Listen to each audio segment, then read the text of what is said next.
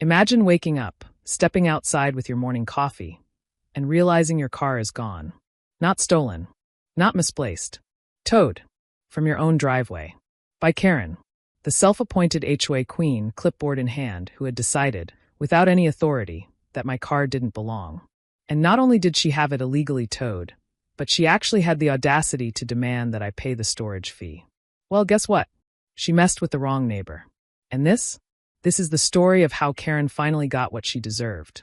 The neighborhood was quiet, almost too quiet, the kind of place where the biggest excitement was when the Amazon delivery guy took a wrong turn.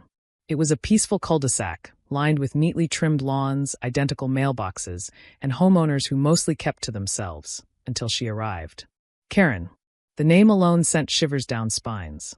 She wasn't just a neighbor, she was an HOA enforcer, rule inventor, and clipboard warrior. If there was a leaf out of place or a garden gnome she personally disapproved of, she would let you know. Loudly. The first time she showed up at my door, she stood there like a principal about to hand out detention.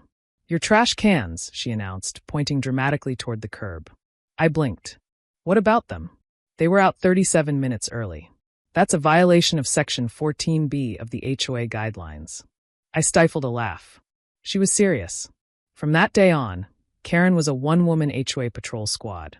She watched my every move, reported imaginary infractions, and wielded the HOA handbook like it was the U.S. Constitution. Some days, I wondered if she had my driveway under video surveillance. Then came the moment that changed everything. One morning, I stepped outside, coffee in hand, only to find an empty driveway. My car gone. Stolen? No. My stomach twisted as a yellow notice flapped against my front door. A tow notice. Karen had illegally towed my car. From my own driveway. And she had the audacity to demand I pay the storage fee. That's when I knew Karen had gone too far. It was time to fight back. At first, I thought Karen's obsession with HOA rules was just an over-the-top personality quirk. Annoying but manageable.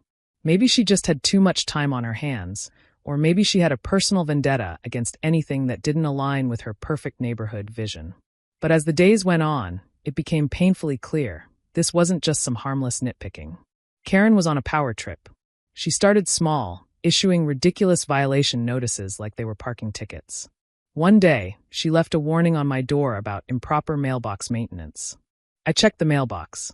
It was standing upright, freshly painted, completely normal.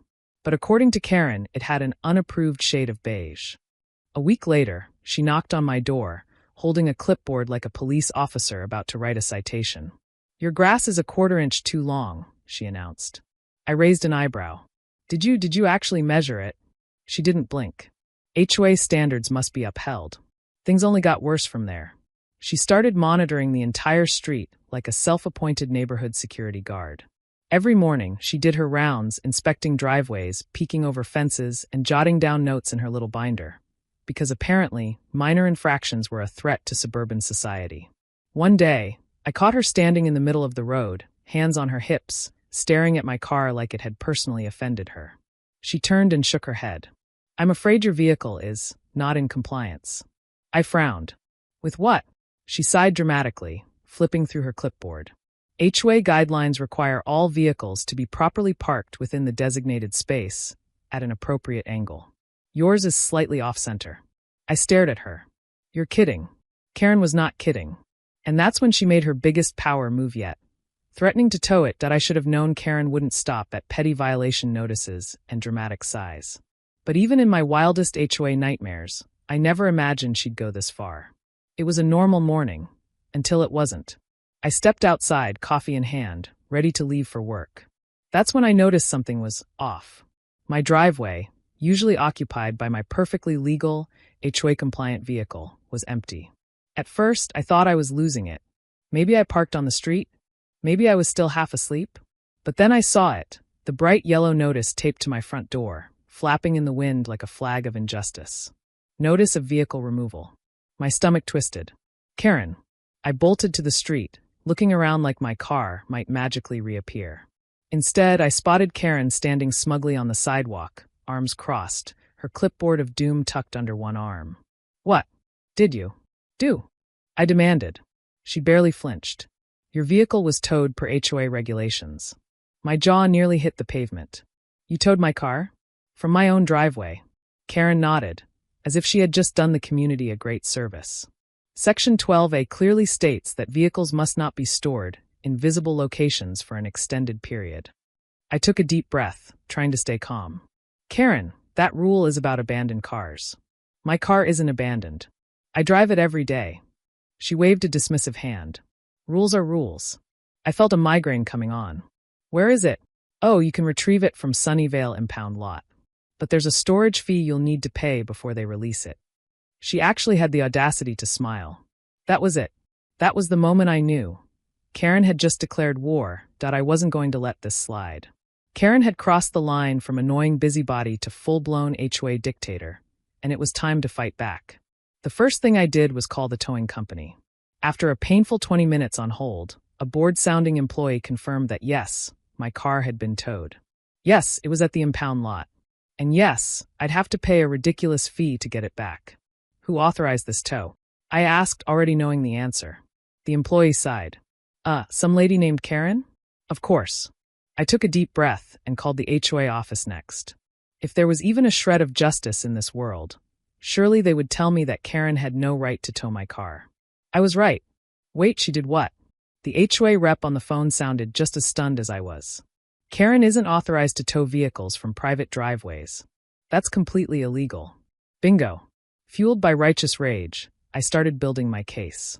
I dug through every HOA document I had, highlighting the parts that proved Karen had overstepped her authority. I checked local laws. Turns out, towing a legally parked car from private property without consent? Yeah, that's illegal. And I wasn't the only victim. When I started asking around, the neighbors had their own Karen horror stories.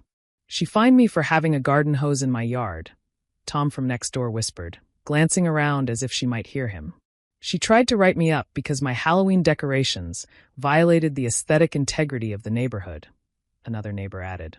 And then came the bombshell. I heard she's been collecting fines and pocketing the money, someone murmured. If that was true, Karen was in even bigger trouble than she realized. By the time the next HOA meeting rolled around, I was ready. And Karen, she had no idea what was coming. The HOA meeting was packed. More people than I had ever seen at one of these dull gatherings had shown up, and for good reason. Karen's reign of terror was finally being put under a microscope. Karen, of course, sat at the front like she was queen of the homeowners association, clipboard in hand, ready to defend her towing decision. But this time, she wasn't the one running the show. I stood up and cleared my throat. I'd like to address the unauthorized towing incident. The HOA president, a no-nonsense woman named Linda, nodded. Go ahead. I turned to Karen, who was already looking annoyed. Karen, can you tell me which HOA rule says a car can be towed from a homeowner's private driveway without their consent? Karen straightened her posture. It falls under Section 12A, prohibiting stored vehicles. I held up my printed copy of the HOA bylaws. Actually, Section 12A refers to abandoned vehicles. My car was neither abandoned nor improperly parked. You took it upon yourself to have it towed, illegally. Murmurs rippled through the room. Karen's jaw tightened. The rules are open to interpretation. Linda leaned forward. They actually aren't. And towing a resident's car without proper authorization? That's a serious violation. I wasn't done. And it's not just my car. Karen has been handing out bogus fines, harassing neighbors, and even, I paused for effect, letting the anticipation build, pocketing money from unauthorized HOA fines. That set the room on fire. Neighbors started talking over one another, some agreeing, some adding their own complaints. Yeah, she fined me for having my garage door open for too long. She told me my flower pots were too colorful and made me get rid of them. She literally tried to fine my cat for trespassing. Karen's face turned an impressive shade of red. I was only trying to maintain community standards. Linda sighed and folded her arms. Karen, do you have any authority to issue fines or authorize tows? Karen opened and closed her mouth like a fish, but no words came out. The silence was glorious. Linda turned to the group. Effective immediately, Karen is relieved of any HOA duties. And since she took illegal action against a homeowner, the HOA will be covering all towing and storage costs. The room cheered. But karma wasn't done with Karen yet. The board will also be reviewing past complaints, Linda continued. If we find any misuse of HOA power, fines will be issued, including to Karen, for breaking actual HOA rules. That was the final blow. For the first time since I'd met her, Karen had nothing to say. The neighborhood felt different after that night. Lighter. Freer.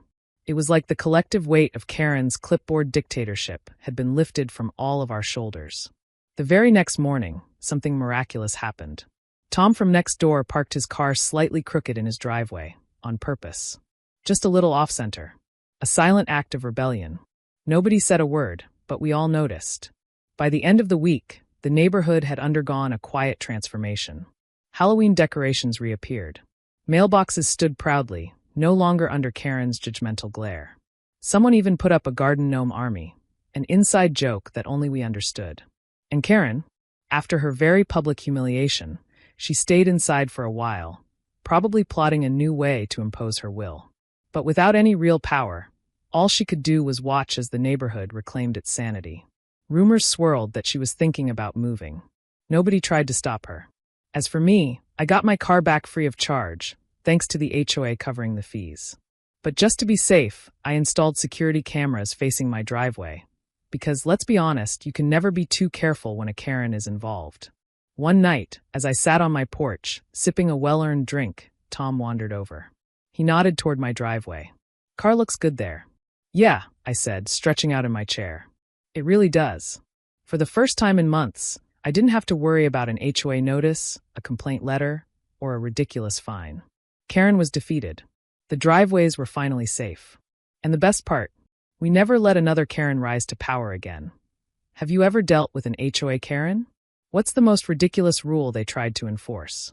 What would you have done if your car was towed from your own driveway? If you could make one new HOA rule just to annoy Karen, what would it be? If you enjoyed watching Karen get exactly what she deserved, make sure to smash that like button. Automobile dashing away. And if you love HOA drama, neighborhood chaos, and satisfying karma stories, hit that subscribe button and turn on notifications so you never miss an episode of HOA Havoc. House with Garden Fire. Let me know in the comments, what's the worst HOA experience you've ever had? I read every single one, and who knows? Your story might just be featured in a future video. Smirking face.